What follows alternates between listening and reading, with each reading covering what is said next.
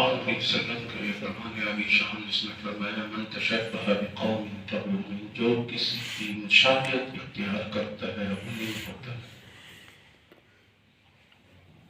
مولانا قاری رحمۃ اللہ علیہ نے اس کے تحت بڑا عجیب سا ایک واقعہ نقل کیا ہے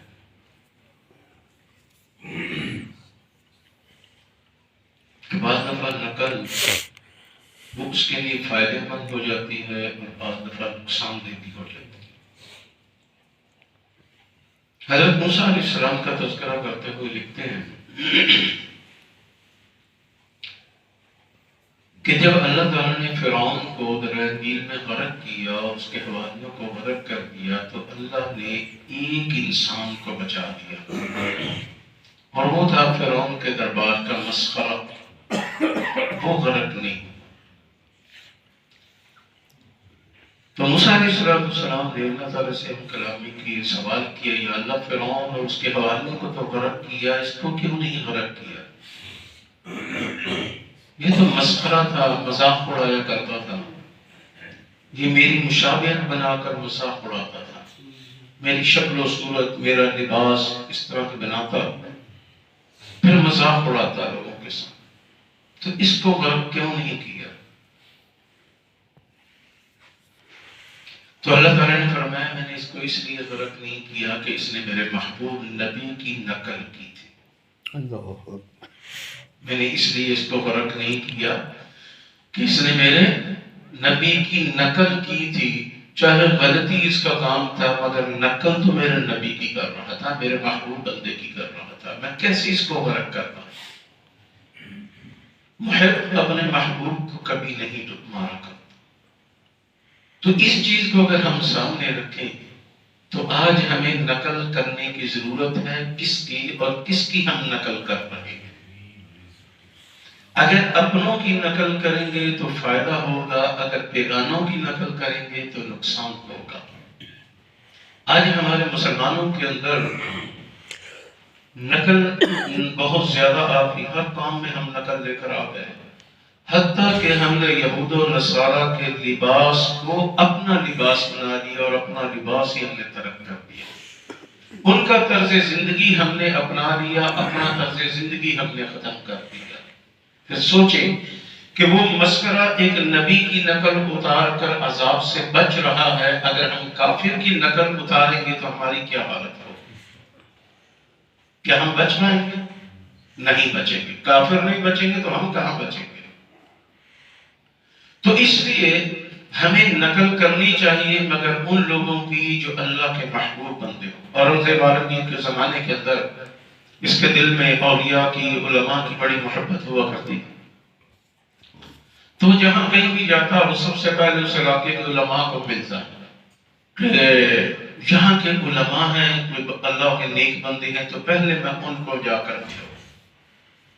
تو اس کے دربار کا ایک مسخرہ تھا، اس نے کہا یہ چاہتا ہے ملتا ہے، ان کو ہزاروں درہم و دینار دے دیتا ہے، تو کیوں نہ میں بھی کوئی نقل اتاروں تاکہ مجھے بھی نہ پہچانے اور میرے پاس بھی آئے، دعا کرائے اور پھر بعد میں مجھے بھی دے کر جائے اور مددگار ہو اس کو۔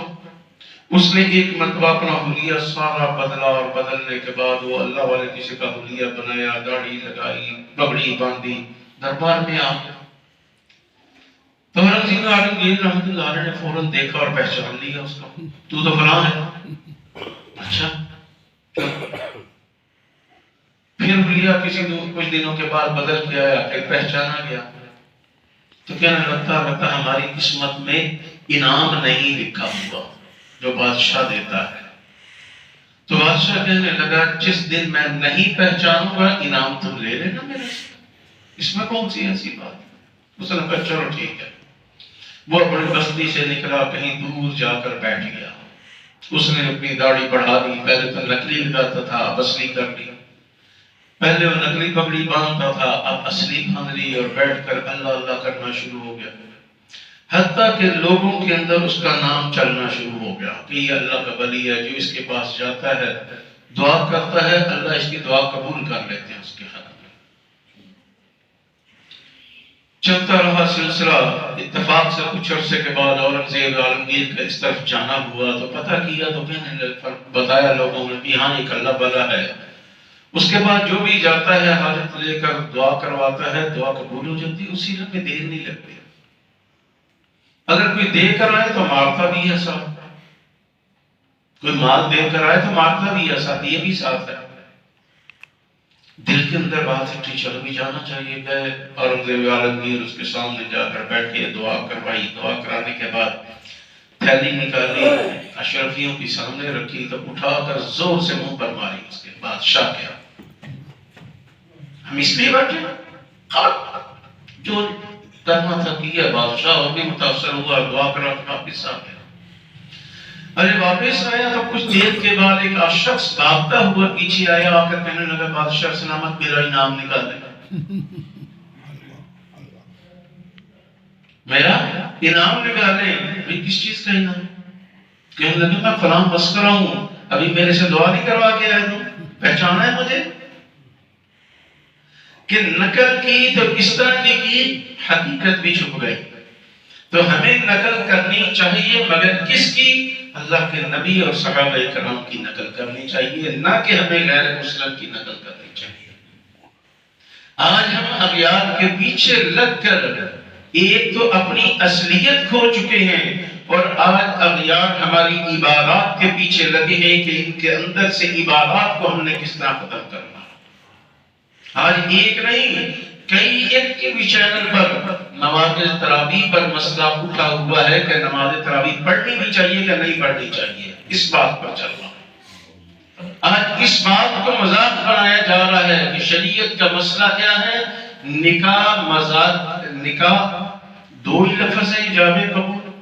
کیوں جی؟ وہ کہے کہ میں نے اس کو اپنا خامن قبول کیا، وہ کہے کہ میں نے اس کو اپنے شریک حیات قبول کیا، یہی دو لفظ.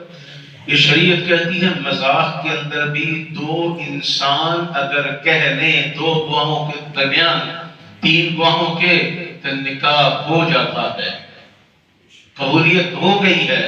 مذاق کے اندر بھی تم نے طلاق کا لفظ کہہ دیا، وہ ہو جاتا ہے. اور ڈراموں کے اندر کیا دکھایا جاتا ہے؟ اگلے دن یہ مسئلہ پیش آیا، اس وقت سے بحث مذاق بنا ہوا ہے کہ ہم نے تو اتنے نکاح کر لیا، کیا بنے گا ہمارا؟ ہم نے اتنے 100 کر لیا، ہم نے اتنے 100 کر لیا، ہم نے اتنے کر لیا. کیوں ہم دین کو سمجھ نہیں، ہم دین کو مذاق بنا رہے ہیں. اور دین بھی اغیار کے پیچھے، دشمنوں کے پیچھے لگ کر دین کا مذاق اڑا رہے ہیں. تمسخرے بنے ہوئے ہیں، مگر دین کے خلاف بنے ہیں، دین کی حمایت میں نہیں بنے. یاد رکھنا اگر اسی طرح ہم کریں گے تو ہماری نسلوں کے پاس دین نام کی کوئی چیز نہیں ہوگی. صرف وہی چیز ہوگی جو اغیار کہیں تو وہ لے کر چل رہے ہیں.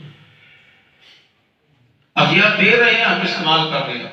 انہوں نے ہمیں لباس دیا، ہم نے ان کا لباس استعمال کرنا شروع کیا، اپنا لباس پتہ ہی. کیا کبھی کسی کو ہم نے آج دیکھے ہمارے معاشرے کے اندر، میں بھی آپ کے ساتھ ہوں، کبھی عربیوں کا لباس عام پہنے ہوئے دیکھا ہم نے؟ تو انگریز کا لباس پہنے ہوئے دیکھا، خوشی سے پہنتے ہیں. کبھی لمبے چوکے پہنے دیکھے کسی کو؟ آپ کیوں؟ اچھے نہیں لگتے. ہمیں سبق نہیں دیا جا رہا، ہمیں سبق یہ دیا جا رہا ہے اس کو پہن لو بس ٹھیک ہے. اور مجھے یاد ہے میں چھوٹے بھائی کی ایک دفعہ ڈیوٹی لگی، والد صاحب حیات تھے، تو ان کا لباس تھا یہ پینٹ وغیرہ پہننا، تو وہ غلطی سے پہن کر آ گئے تو والد صاحب نے بھوک پٹائی اس کی جس کا کوئی اندازہ نہیں. میں کہا ابھی اپنی نوکری کو چھوڑ دو. اور آج ہمارے گھروں کے اندر یہ چیز آ چکی ہے. یہ نقل ہمیں لے ڈوبے گی، یاد رکھنا. لے ڈوبی ہے اور باقی کسر کی نگاہ میں ہے. تو اس لیے یہ حدیث کو سامنے رکھے، من تشبہ بقوم، جو جس قوم کی مشابہت کرتا ہے انہی میں ہو جاتا ہے. اگر آج ہم نیکوں کی مشابہت کریں گے تو کل نیکوں کے ساتھ ہم ہوں گے، اگر بروں کی مشابہت کریں گے تو ہم بروں کے ساتھ ہوں گے. تو اس لیے ہمیں بہتر کیا ہے کہ نیکوں کی ہم نقل کریں تو زیادہ بہتر ہے. اللہ مجھے آپ کو عمل کی توفیق عطا فرمائے.